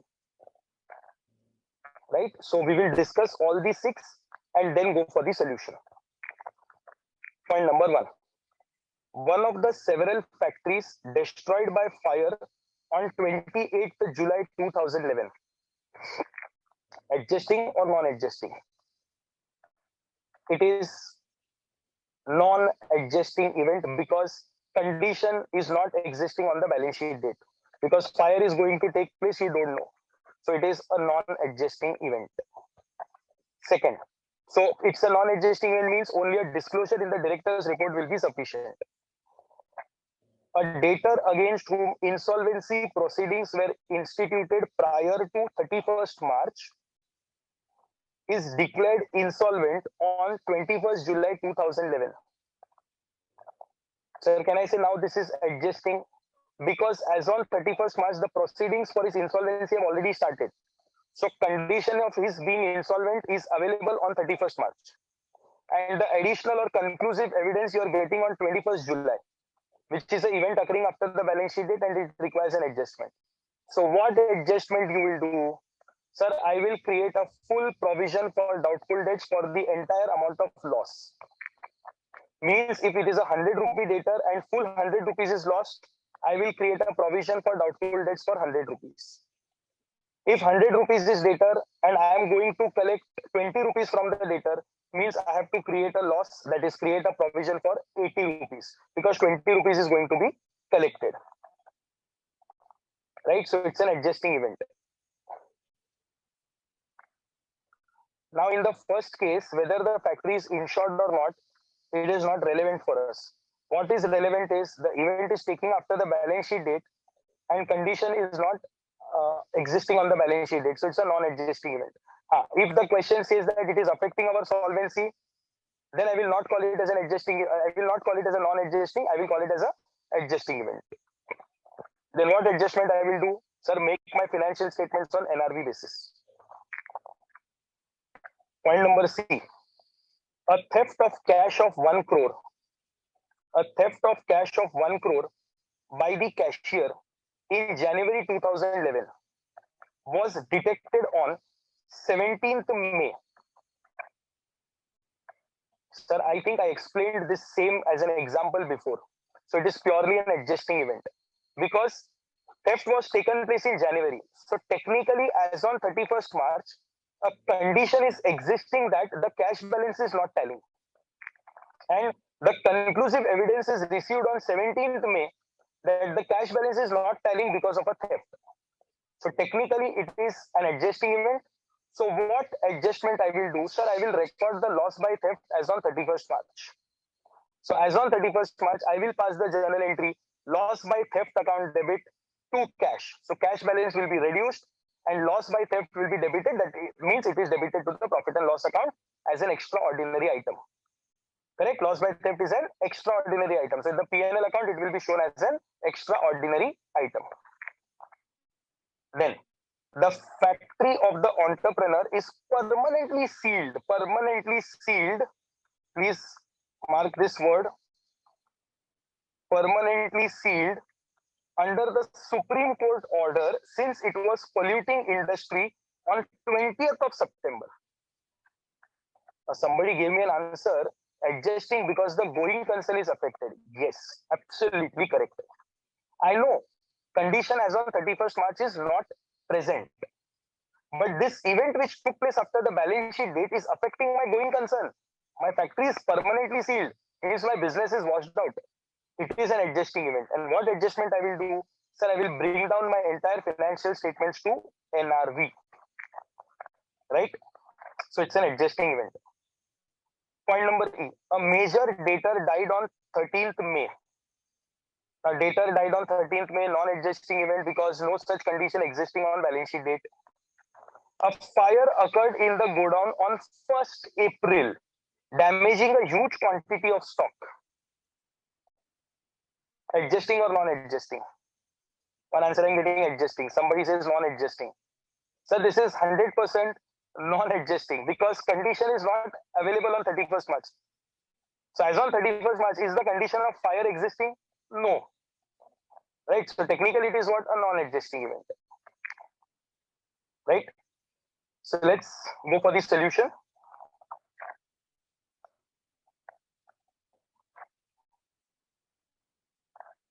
Now the first point. It's a non-adjusting event. First point, what they say, disclosure should be made in the report of the approving authority. That is the director's report. You have to give the reporting if the amount of loss is considered material. So obviously if it is significant, then only I will record. If it is insignificant, I will ignore it. Such loss should not be recognized in the financial statements for 1011 since event does not relate to the condition existing at the balance sheet date. So technically it is a non-adjusting event. Second case, we decided that it is adjusting event. So what we wrote, data should be reduced by the amount of bad debts.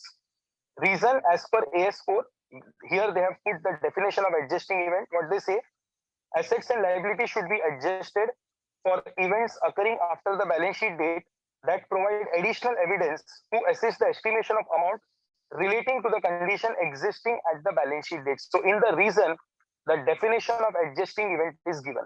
And definition is nothing but the two conditions they have written. What are adjusting events? The adjusting events are those where the condition is existing on the balance sheet date and the event occurring after the balance sheet date gives the additional information about the situation.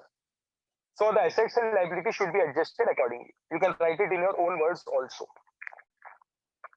Point number 3 was again adjusting event. Loss due to theft should be recorded. I gave you the journal entry also. Loss by theft account debit to cash.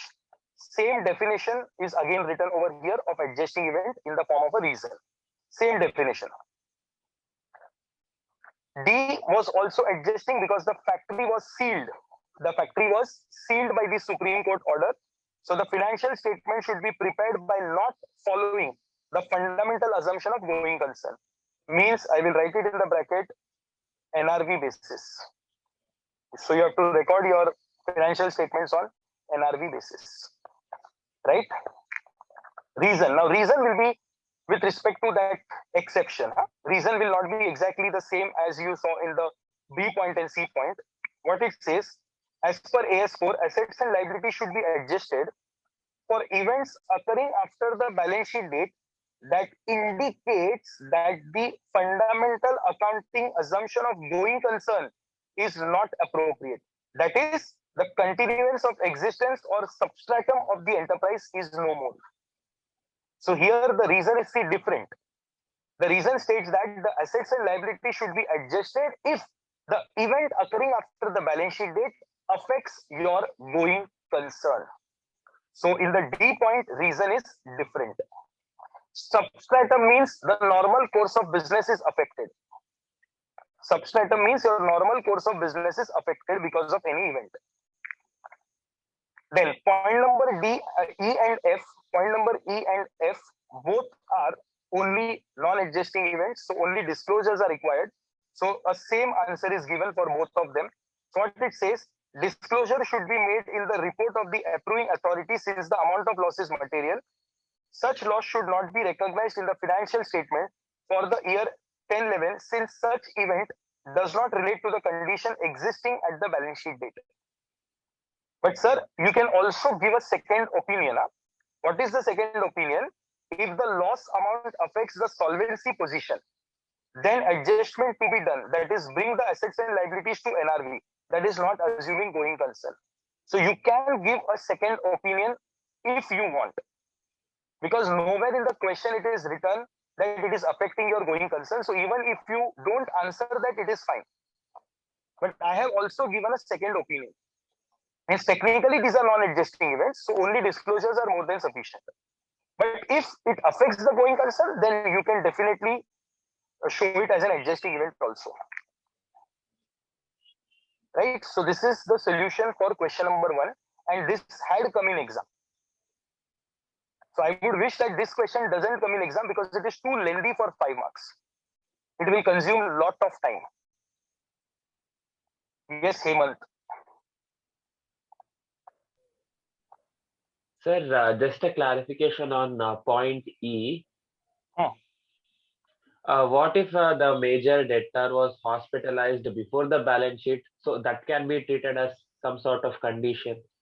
No, sir. 1 minute, sir. You have to understand the where it is written that the death of the debtor is where it is given that the death of the debtor is going to be like a loss for you, like means they are not going to pay the amount. Nowhere.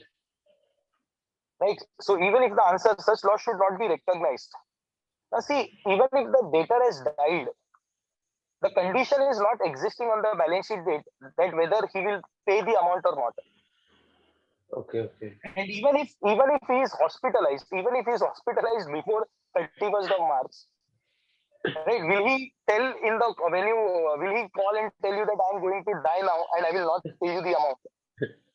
No, sir. Technically, it is a bit hypothetical situation, but yeah, can be taken care. Like if he is in the hospital and from his office you get a call that, "Arey sir, our boss is going to die, so we are closing the business. You will not get your funds." So then I can say that on 31st March the condition is existing.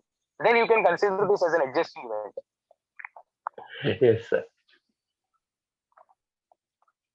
Even if it is stating damaging huge quantity, but nowhere it is written that it is going to affect. That is why I have given a second opinion. The answer is given as per non-adjusting, but you can also give a second opinion in exam.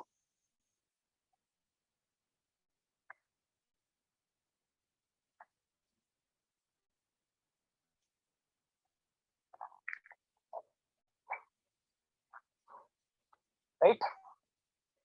So let's go for the next question now. I think one girl, I think Ritika was the name. She had raised hand for a while, but I was explaining the question, so I did not allow her to unmute. Is she available? She can raise her hand again. I think it was Ritika. Ritika Jain. It was by mistake. Okay. Okay. No problem. No problem. Now we go for the second question. Second question.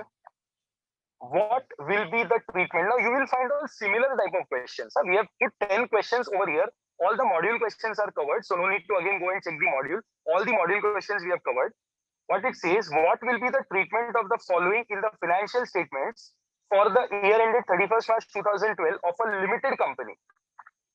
On 15th April 2012, due to destruction of the factory by fire, Ravi, one of the company's debtor, declared himself insolvent. Now please understand, it is Ravi's factory, it is not our factory. It is Ravi's factory which is destroyed by fire.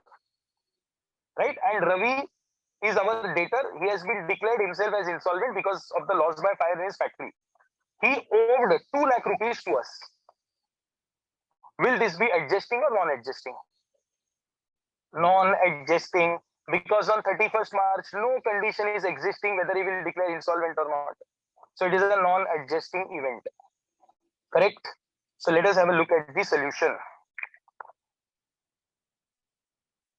Now please see the solution. The first paragraph is nothing but definition of adjusting event. The debtor has become insolvent on 15th April 2012. That is after the balance sheet date. AS4 requires that assets and liabilities should be adjusted for events occurring after the balance sheet date. That provides additional evidence to assess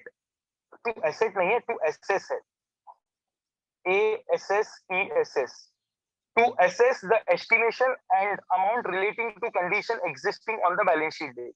So technically, the first paragraph is nothing but definition of adjusting event, because the question is asking us what will be the treatment.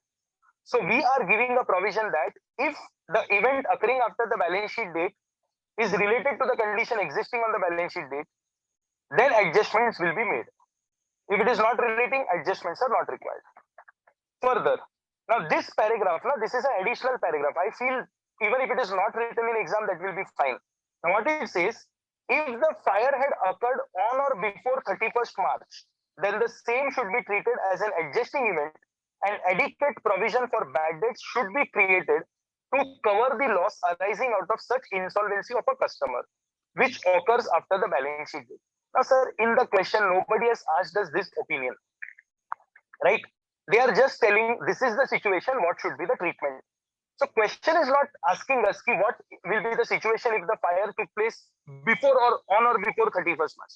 So technically, even if you don't write this paragraph, that will be more than enough. Exam, it is not required. That is why I've cancelled this. Further, they say, but if the fire occurs after the balance sheet date, then it does not reflect any condition existing on the balance sheet date. Hence, in such case, only a disclosure is necessary as regards the recoverability of sundry debtors. So you just have to disclose this fact. That's it. Nothing else.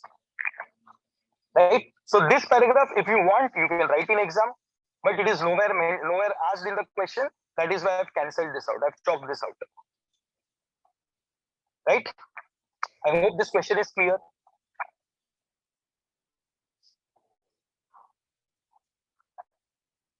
We'll go for question number 3. We have already done this question before. Again, a repetitive question is coming. In X company limited, theft of cash of rupees 5 lakhs by the cashier in January 2017 was detected. In May 2017, the accounts of the company are not yet approved by the board of directors, means still approval is pending. So any event occurring can be adjusted. Whether the theft of cash has to be adjusted in the accounts of the company for the year ended 31st March 2017, decide. Yes. Yes, it has to be adjusted. It is purely an adjusting event. So how you will present answer, sir? First paragraph, you will write the definition of adjusting event. And second paragraph, you will give the current situation that the theft took place in January and event, the cashier was found or he was caught in May. So it's an event occurring after the balance sheet date for a condition existing on the balance sheet date. Hence, the loss of 5 lakhs should be recorded in the books of accounts as an adjusting event. So let's have a look at this. What is the solution stating? Answer number 3. As per AS4, an event occurring after balance sheet date may require adjustments to reported values of assets, liabilities, incomes, or expense. If a fraud of the accounting period is detected after the balance sheet date, but before the approval of financial statement, it is necessary to recognize the loss amounting to 5 lakh and adjust the accounts of the company for the year ended 31st March 2017. So this is a simple answer that you have to give. So first paragraph, you can write the definition of adjusting event, and then you can explain the given situation in your own words. So if you read these answers at least 2 or 3 times before your exam, you can easily answer in your own words. Right? We go for the fourth question. This was very simple. Even the fourth question is very simple. An earthquake destroyed a major warehouse of Echo Limited on 20th May 2017. The accounting year of the company ended on 31st March 2017. The accounts were approved on 30th June 2017. So can I say this event of earthquake takes place after the balance sheet date, but obviously before the approval? So this is significant for us now. The loss from earthquake is estimated to be 30 lakh rupees. State with reason whether the loss due to earthquake is an adjusting or non-adjusting event, and how the fact of loss is to be disclosed by the company. What do you think? Adjusting or non-adjusting? Sir, it is prima facie non-adjusting event, right? Because nowhere in the question it is given that it is affecting our solvency, right? So it is purely a non-adjusting event. So we will answer the question as per non-adjusting event only. But if we want, we can give a second opinion also, that if it affects your solvency, then adjustment has to be made. And what adjustment will be made? You have to make your financial statements by not assuming going concern. Means prepare your financial statements on NRV basis. Right? So let's have a look. Question number 4. Now here, can I say we are concluding that this is a non-adjusting event? So see, what is the definition given? AS4 states that adjustment to assets and liabilities are not appropriate for events occurring after the balance sheet date if such events do not relate to conditions existing at the balance sheet date. So technically this time the definition that is given over here is for non-adjusting events, because we are concluding that this is a non-adjusting event. The destruction of warehouse due to earthquake did not exist on the balance sheet date. Therefore, loss occurred due to earthquake is not to be recognized in the financial year 16-17. Loss will be recorded in the next year. However, according to the standard, unusual changes affecting the existence or substratum of the enterprise, substratum is normal course of the enterprise, after the balance sheet date may indicate a need to consider the use of fundamental accounting assumption of going concern in the preparation of financial statements. So as per the information given in the question, earthquake has caused major destruction. Therefore, fundamental accounting assumption of going concern is called upon. Means you have to check, because earthquake has given you a major loss of 30 lakhs. This is my second opinion. You have to check whether your going concern is affected or not. If it is affected, you have to make the adjustments by reducing all your assets and liabilities to NRV. Considering that the going concern assumption is still valid. So in the question, since it is not given to us, we are considering that it is still valid. Going concern is not affected. The fact of earthquake together with an estimated loss of 30 lakhs should be disclosed in the financial statements for the year 16-17. Now, financial statements is nothing but over here, I would say the director's report. So don't take that financial statement means notes to accounts. It is director's report. Right? Yes, Aparna. What if a question is silent? Not clearly audible. You are not clearly audible. Am I audible?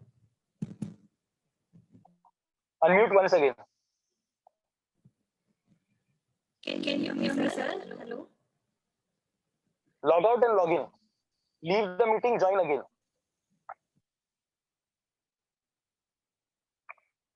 Any others with any query of this question?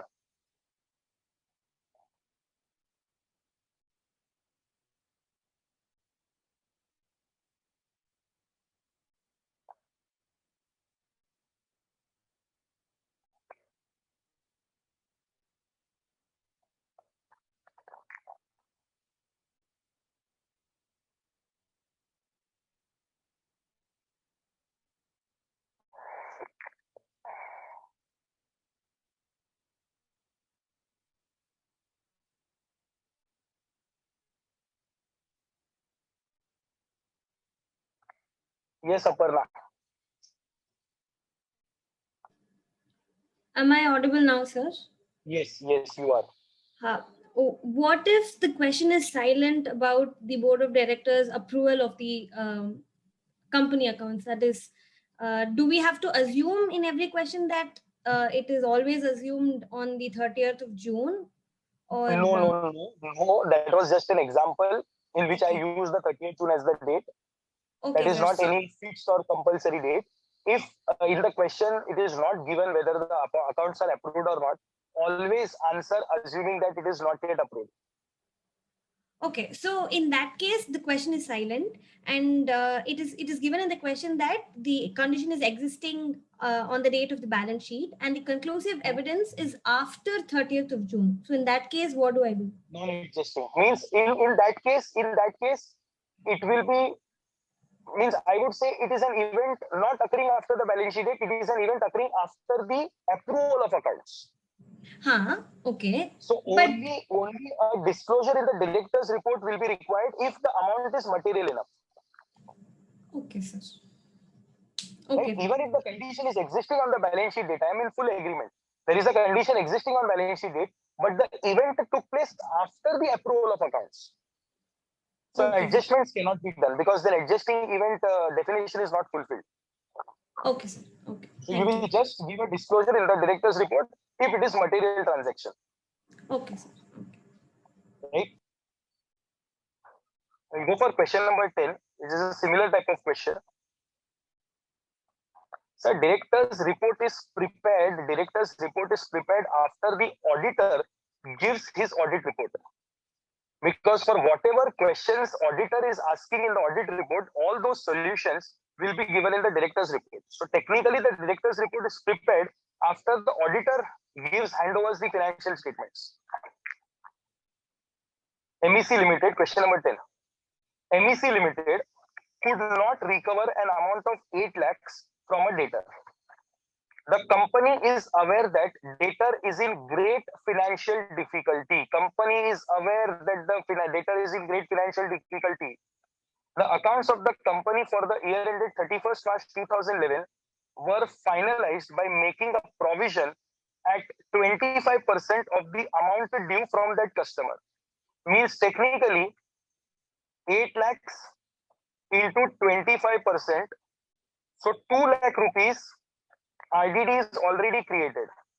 RDD already created.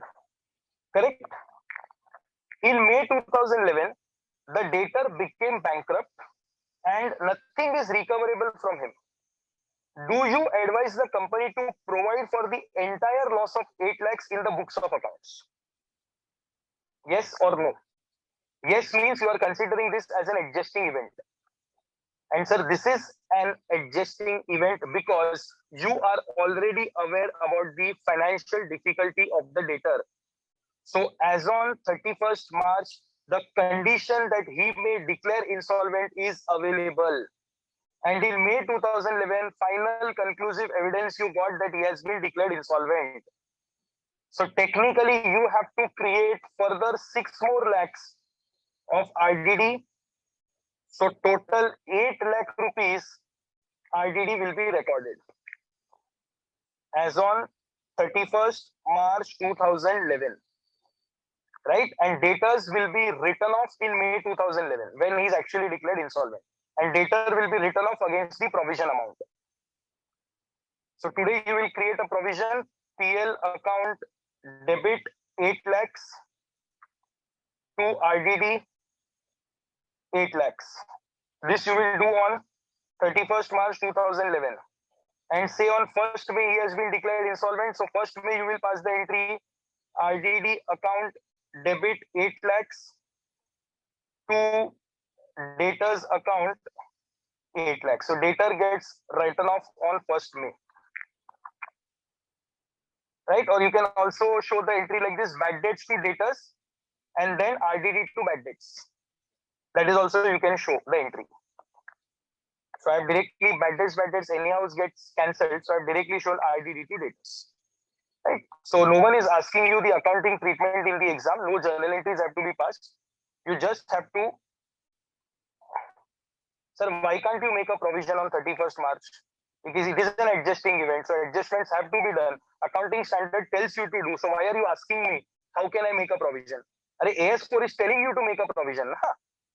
Again, you are asking, how can I make a provision? Then, sir, why are we learning the standard? We are learning the standard to make the investor aware about the exact financial position of our enterprise up to the approval of accounts.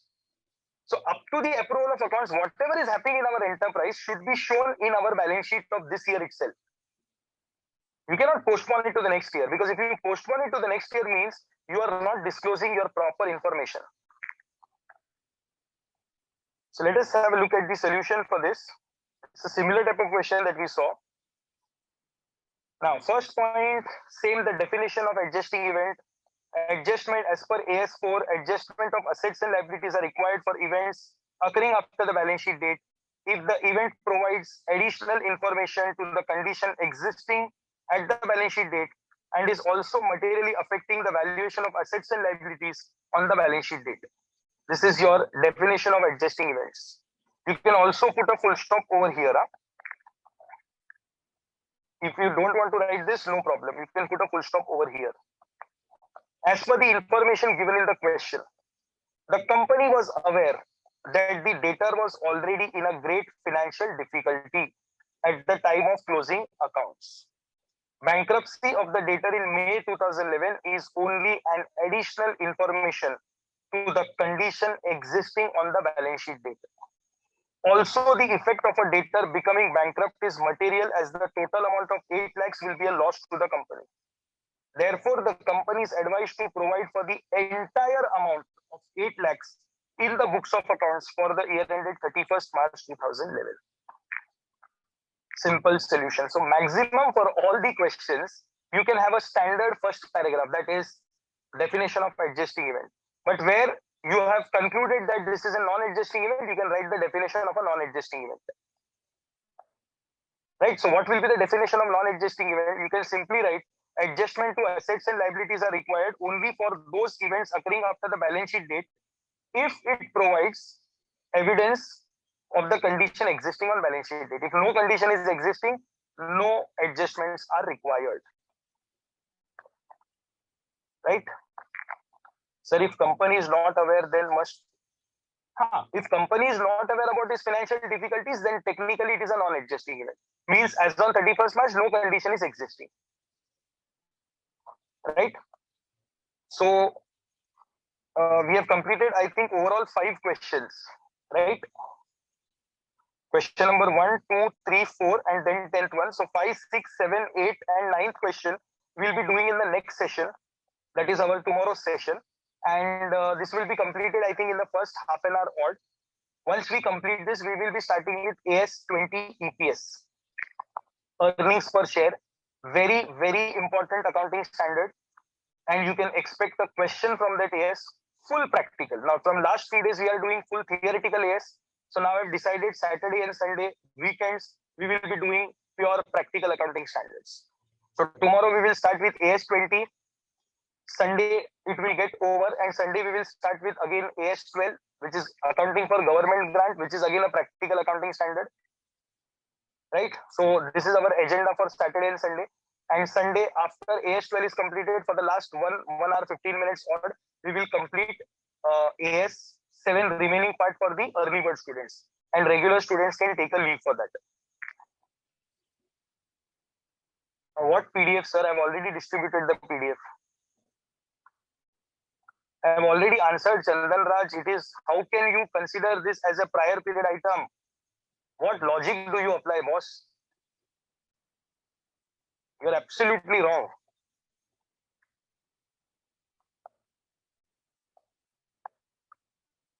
AS20 and AS12 is already uploaded, if I'm not wrong. It is already uploaded in the web. Yes, Manu. Sir, I had a small request. Can you please send that notes again, sir? Because now I've logged into my laptop. So if I could download that. Just a minute. Nobody, please don't send any messages now. Please check, Manu. Just a minute. Please check it now. Yes, sir, I got it. Thank you so much, sir. Okay. Sir, yes, for remaining questions tomorrow. Yes, remaining 5 questions, we will be doing it tomorrow. You can explain it in your own words, but see to it that the words are not very much in a simple language. So try to use module language as much as possible for the definitions. But you forget the module words, then you can use your own words. No problem. Any other queries to be raised? Yes. Raj. Yes, sir. Sir, my clarification is regarding the third exception to non-adjusting events. Okay. Where you say that a company declares a dividend, yet it is not recognized as a liability. Is it only due to the reason because it's still pending shareholders' approval? Because it's not an obligation for the company when it declares? Because it. No, sir. No, sir. Please understand this. Say for financial year 2021, dividend is declared on. Am I audible? Yes, sir. Yes, sir. Absolutely. Say dividend is declared on 15th of May 2021. So my question is. Okay, sir. My question is, are you having an obligation to pay on 31st March 2021? Do you have any obligation to pay on 31st March 2021? No, sir. So if you don't have an obligation, no liability. No liability if no obligation. Right? So no need to show dividend as a liability. So technically not required. Right? So that is where we consider this as non-adjusting. But if any law says you that no, you have to show it on 31st March. So then you have to follow the law because law overrides your accounting standards. So if you are following the law means it becomes what? Adjusting event. Right? Adjusting event. But earlier it was required by Companies Act. Earlier, which was the law? So Companies Act was requiring it. But now Companies Act they have amended it. They have amended. So there is no requirement of showing. So technically point number 3 is of no use to us now. Okay. Got it. Thank you, sir. Welcome. Yes, yes, sir. Sir, I checked with the web, sir, but the 20 and the next accounting standard is also not uploaded, sir. Only till AS5 is notes are uploaded. I think they have not. For regulars, acha. Now it is going to be a pain for me because I have to shift everything to the. Okay, no worries. Just wait. That one thing, sir. Another thing is.